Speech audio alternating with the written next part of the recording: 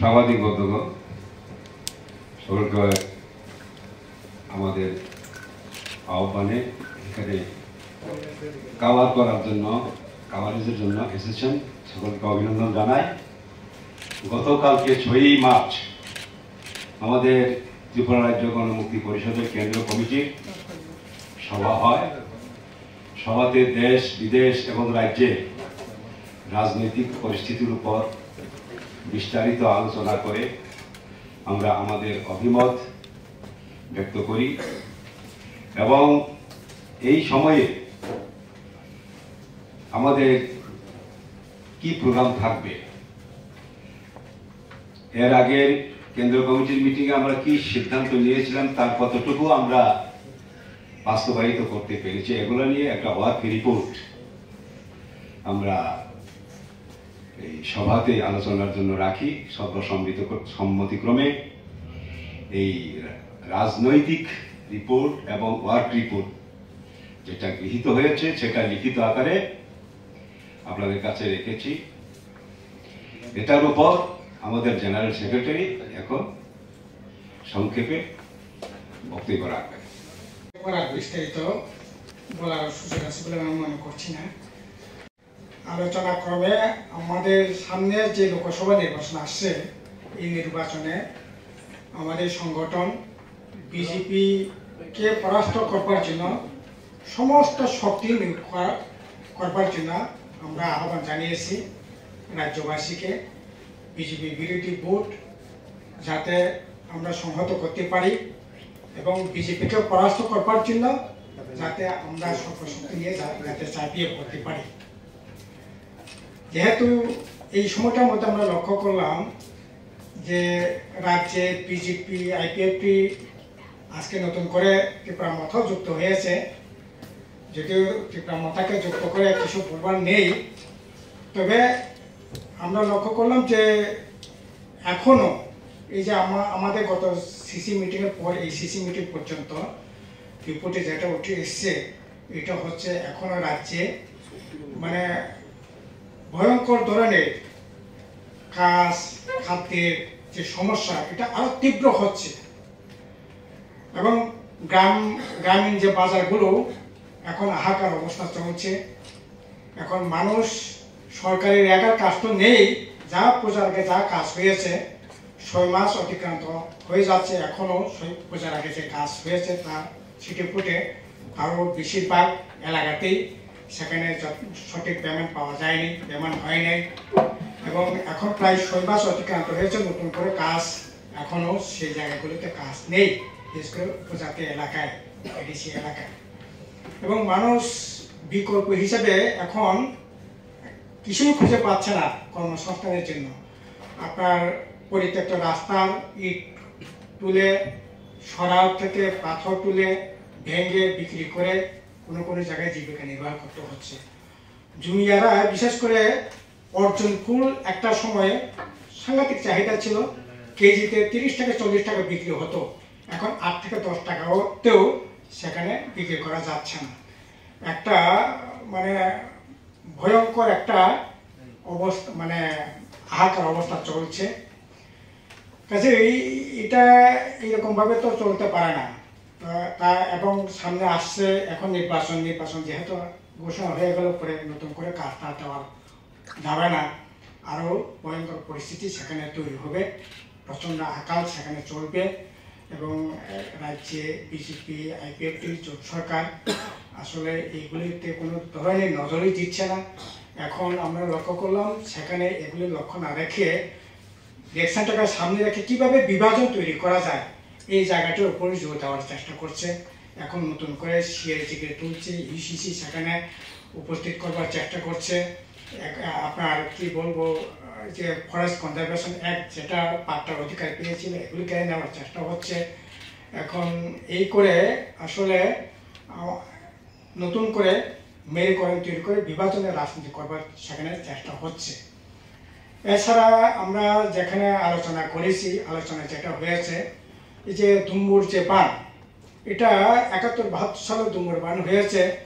এই নিজেরা সম্পদ তৈরি করা তো দূরের কথা, যা সম্পদ অনেক প্রচেষ্টার পর রাজ্যের সম্পদ তৈরি হয়েছে এই সম্পদটাকে পর্যন্ত এখন টাকাওয়ালাদের হাতে, ব্যবসায়িক প্রতিষ্ঠানের হাতে তুলে দেওয়ার জন্য সেখানে অতিক্রম করছে। আমরা এই ঘটনার তীব্র নিন্দা জানাই এবং কোনো মতেই এই ধূম্রপানকে সেখানে ব্যবসায়িক প্রতিষ্ঠানের কাছে তুলে দেওয়ার কোনো রকম আমরা সম্পূর্ণ বিরোধিতা করছি।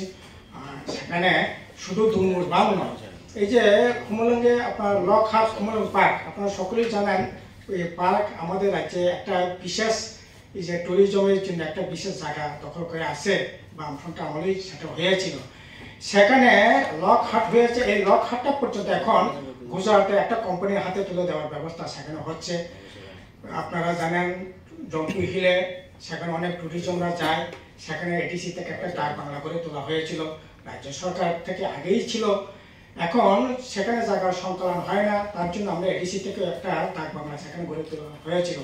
এই ডাক বাংলাটা পর্যন্ত এখন একটা ব্যবসায়িক প্রতিষ্ঠানের হাতে তুলে দেওয়ার ব্যবস্থা করা হচ্ছে। এই করে আসলে এডিসি প্রশাসনও সেখানে যেরকম রাজ্যে যেরকমভাবে দেউলিপনাভাবে চলছে, একইভাবে এডিসি প্রশাসনও একইভাবে দেউলিপনাভাবেই চলছে। কাজেই এইরকম অবস্থার মধ্যে নতুন করে এখন মানুষকে বিভ্রান্তি তৈরি করবার জন্যই এই যে আপনারা দেখছেন যে অন্বেষণ ধর্মঘটের নামে নাটক সেখানে কিভাবে সংগঠিত করবার চেষ্টা হয়েছে। আপনার এগ্রিমেন্টের নামে মানুষকে সেখানে আবার বিভ্রান্তি করে সেখানে আবার তাদের যে 2017-18-তে যে নাটক মঞ্চস্থ হয়েছিল একই নাটক সেখানে মঞ্চস্থ করবার চেষ্টা হয়েছে। এবং এই করে আসলে মানুষের যে মূল যে সমস্যা, এই মূল সমস্যা থেকে দৃষ্টি ঘুরিয়ে দেওয়ার জন্যই এগুলি করবার চেষ্টা হচ্ছে। এগুলিতে মানুষের সমস্যা, প্রজাতিদের সমস্যা সমাধানের জন্য কোনো ধরনের সেখানে এগুলি দিয়ে মীমাংসা হবে না। আমরা মনে করি ভোটের জন্য, রাজনীতির জন্য এগুলি করবার চেষ্টা হচ্ছে। কাজেই এখন তো আজকে তো আরো খোলামেলাভাবেই আমরা দেখছি, আগে ঘুমটা পরে নাড়বার চেষ্টা হয়েছিল, আজকে ঘুমটা খুলে সেখানে নাড়বার চেষ্টা করছে। তার জন্য আজকে মন্ত্রিসভাতেও যোগদান করেছে। এটা নতুন কোনো ঘটনা নয়। এই আমরা শুরুতেই বলছিলাম যে 2023-এর নির্বাচন থেকে উপনির্বাচন, স্পিকার নির্বাচন সবটাতেই সেখানে বিজেপিকে কিভাবে সেখানে আড়াল করা যায়, রক্ষা করা যায়, এই প্রচেষ্টাই ছিল। এখন আজকে এটা আরো জনগণের কাছে খোলামেলা তার যে সুযোগ এটা উন্মোচিত হচ্ছে। এই আমাদের লিখিত আকারেই দেওয়া হয়েছে, এগুলো আপনারা একটু দেখে নেবেন এবং বাকি পয়েন্টগুলো আমাদের।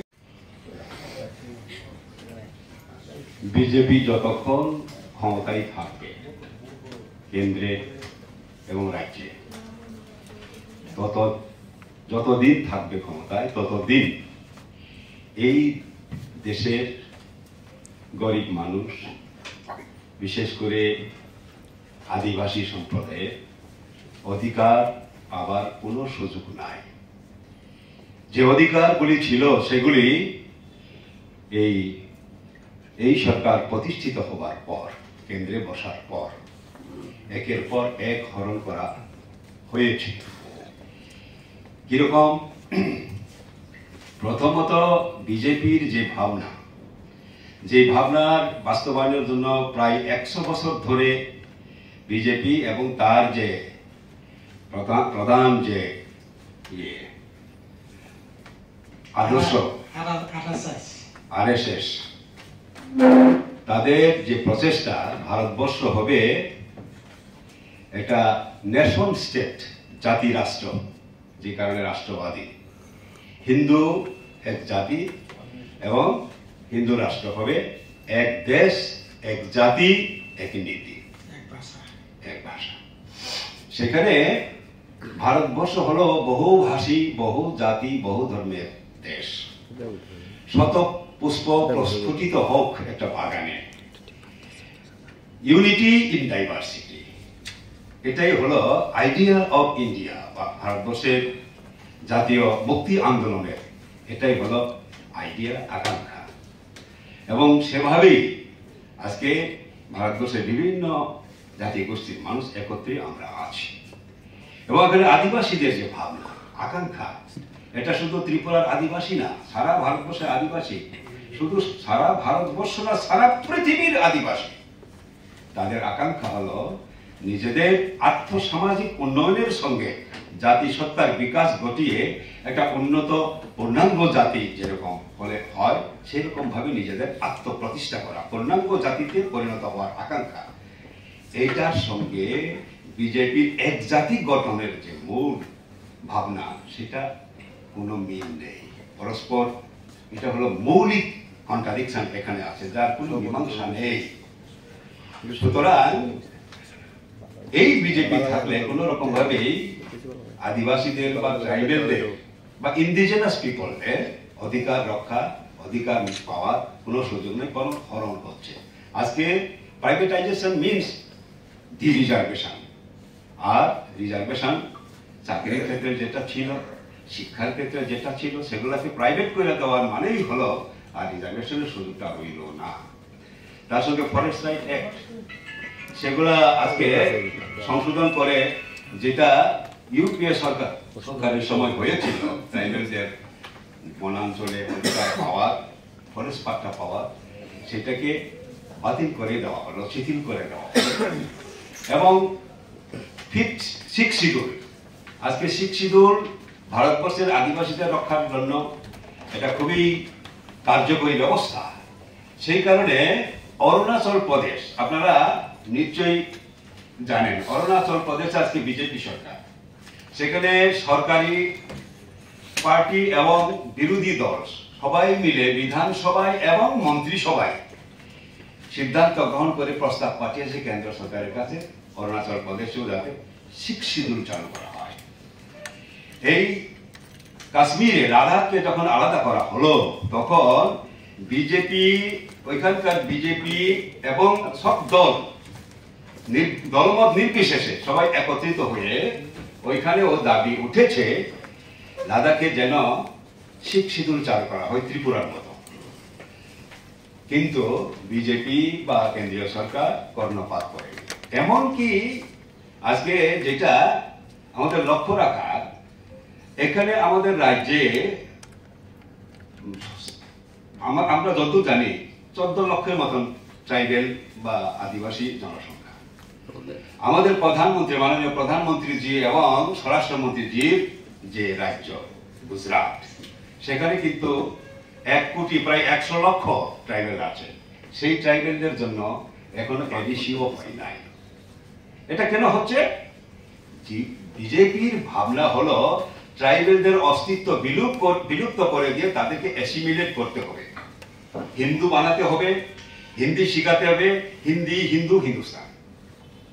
এই জায়গায় আমরা নিজেদের অস্তিত্ব রক্ষা করতে চাই, আর বিজেপি এই ছোট ছোট জাতি গোষ্ঠীর অস্তিত্বকে বিলুপ্ত করে দিয়ে অ্যাসিমিলেট করা, যাকে বলে হজম করে ফেলা, সেটা করতে চাইছে। ফলে বিজেপির ভাবনা এবং আদিবাসীদের ভাবনার মধ্যে সংঘাত, মৌলিক সংঘাত রয়েছে, সেটা কোনো মীমাংসা নাই। যতদিন বিজেপি থাকবে ততদিন এটা ট্রাইবেলদের স্বার্থ রক্ষা হবে না, যতদিন ট্রাইবেল স্বার্থ রক্ষা হবে বিজেপির যে ভাবনা, এটা ভারতবর্ষে কার্যকরী করা হবে না, সম্ভব হবে না।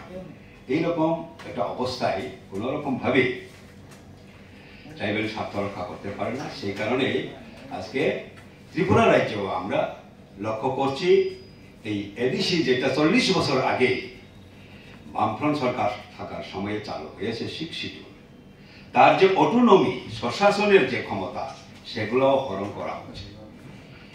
সিক্স শিডিউল আইনে পরিষ্কার বলা আছে ট্রাইবেলদের কাস্টমারি ল করার অধিকার আছে সিক্স শিডিউলের, এবং সেটা করেছে বামফ্রন্ট সরকারের সময় জমাতিয়া কাস্টমারি ল। আর আজকে রিয়াং হোক, ত্রিপুরা হোক, অনেক গোষ্ঠী আছে ট্রাইবেলদের, তাদের নিজস্ব কাস্টমারি ল গুলা রাজ্য সরকারের কাছে পেন্ডিং পড়ে আছে, স্বীকৃতি পায় নাই। এটা এডিসির যে অটোনমি, স্বশাসনের ক্ষমতা, তাকে হরণ করা ছাড়া অন্য কিছু হতে পারে না। আমরা দেখেছি রাজ্যে, কিন্তু ভিলেজ কমিটি নির্বাচন হচ্ছে না। তার মানে কি? এই এডিসি এলাকার সাধারণ মানুষের নিজের গ্রামের প্রধান মেম্বার নির্বাচনের ক্ষমতা পর্যন্ত আজকে হরণ করা হয়েছে, তাদের সে অটোনমি নেই এখন। এটা তো হওয়া উচিত না। আমি যেটা বলছিলাম, ট্রাইবেলদের স্বার্থেও যেটা ছিল, যে অধিকারটা ট্রাইবেলরা পেত এর আগে, সেই অধিকারটা এখন পাচ্ছে না। বামফ্রন্ট সরকার যতদিন ছিল এই রাজ্যে, এডিসি এলাকায় ল্যান্ড অ্যালটমেন্ট কমিটি ছিল, এডিসির নিজস্ব ল্যান্ড অ্যালটমেন্ট কমিটি। সরকারও যদি সরকারি জনগণের কল্যাণে একটা হাসপাতাল, একটা স্কুলও যদি প্রতিষ্ঠা করতে চায় এডিসি এলাকায়, তার জন্য ওই ল্যান্ড অ্যালটমেন্ট কমিটির পারমিশন দিতে হয়। খবরের পারমিশন ছাড়া কখনো গভর্নমেন্ট এডিসি এলাকায় ল্যান্ড জনগণের কল্যাণেও স্বার্থেও ব্যবহার করে নাই। কিন্তু এই সরকার আসার পর সেই ল্যান্ড অ্যালটমেন্ট কমিটিগুলিকে বাতিল করে দেওয়া হয়েছে, অটোনমি অপহৃত হল এখানেও। আর কি আর্থিকভাবে বঞ্চনা করা হচ্ছে। অর্থই যদি না থাকে ডেভেলপমেন্ট কি করে করবে? সেখানে আজকে আমরা দেখতে পাচ্ছি এডিসি তার কর্মচারীদের সঠিক সময়ে সঠিকভাবে বেতন দিতে পারছে না। সেখানে রিটায়ারমেন্ট চলে গেছে অনেক কর্মচারী, রিটায়ারমেন্ট যারা গেছে তারা পেনশন পাচ্ছে না, পেনশন দিতে পারছে না। এটা অন্যায়, এ ধরনের হওয়া কোনো রকম ভাবে উচিত না। আর তার সঙ্গে এই ত্রিপুরা প্রথা যে এডিসি পরিচালনার দায়িত্ব আছে, তারাও একই রকম ভাবে এমনিতেই বিজেপি বঞ্চনা করতে আর্থিক ফান্ড সংকুচন করে, সেখানে যা কিছু পাওয়া যায় তার মধ্যেও দুর্নীতি চলছে সারা রাজ্যের মতোই এডিসি এলাকায়। এবং অপচয় শুধু শুধু যেখানে কাজেই নাই সেখানে এই জোনাল, সাব জোনাল ইত্যাদিতে অসংখ্য চেয়ারম্যান, ভাইস চেয়ারম্যান নিয়োগ করে তাদেরকে ভাতা দেওয়া হচ্ছে, যেটা আগে ছিল না। এরকম ভাবে এই লিমিটেড ফান্ডকেও অপচয় করা হচ্ছে। তারপরে তাহলে এডিসি এলাকার উন্নয়ন কি করে সম্ভব? সে কারণে আমরা বলছি, যতদিন বিজেপি ক্ষমতায় থাকবে ততদিন ট্রাইবেলের অধিকার রক্ষা তো দূরেই থাক, যার অধিকার আছে তাও রক্ষা হবে না, সেটাই আমরা দেখতে পাচ্ছি। সেই কারণেই আমরা এখানে বলেছি, আমাদের জেনারেল সেক্রেটারি বলেছেন, বিজেপিকে পরাস্ত করার জন্য আমরা সর্বশক্তি নিয়োগ করব। রাজ্যে যারা আমাদের সঙ্গে আছে তাদেরকে সর্বশক্তি নিয়োগ করে বিজেপিকে পরাস্ত করার জন্য কাজ করার আহ্বান আমরা জানিয়েছি। মানে এটা নিয়ে আপনাদের কি মতামত? শুনুন, ডাইরেক্ট ফান্ডিং এটা আসলে আমরা একটা দেশে আছি, আর্থিক ব্যবস্থার একটা নিয়ম নীতি আছে, যেটা নিয়ম নীতির বাইরে সেই দাবিটা আমরা করতে চাইনি। সেটা অ্যাকচুয়ালি এই ডাইরেক্ট ফান্ড দেওয়া না দেওয়া সেটা রাজ্য সরকারের বিষয়ই না, এটা পুরোপুরি কেন্দ্র সরকারের বিষয়, সংবিধানের বিষয়। 275তম সংবিধানের এখতিয়ার। তখন ডিমান্ড করেছিলেন কিনা সেটা না, সেরকম ভাবে আমরা ডিমান্ড করিনি। তবে শিখ শিডিউলের ক্ষমতা আরো বৃদ্ধি করার কথা এখনো আমরা বলছি। সেখানে যদি ডাইরেক্ট ফান্ড দিয়ে যদি করে আমাদের কোনো আপত্তি নেই। হ্যাঁ, ফান্ড দেওয়ার কথা বলছি, এর মার্ক করে দেওয়ার জন্য বলছি, এর মার্ক করতে বলেছি। হ্যাঁ, যাতে এই সময়ের মধ্যে এই টাকাটা খরচ করতে হবে এরকম। এটাও ডাইরেক্ট ইনডাইরেক্টলি ডাইরেক্ট ফান্ডের মতোই সেরকম ভাবে আমরা দাবি তুলেছিলাম, কিন্তু এখন তো সেই অবস্থাও নেই। যা কিছু পাওয়া যেত তাও এখন পাওয়া যাচ্ছে না, এটাই হলো বাস্তব। ঠিক আছে। আর এই যে আজকে এটাকে আমরা লিখেছি, কিভাবে দেখছেন? আমরা লিখেছি যে এটা তো গোপনে তারা একটু লুকিয়ে করার চেষ্টা করছে, মানুষকে কনফিউজ করছিল।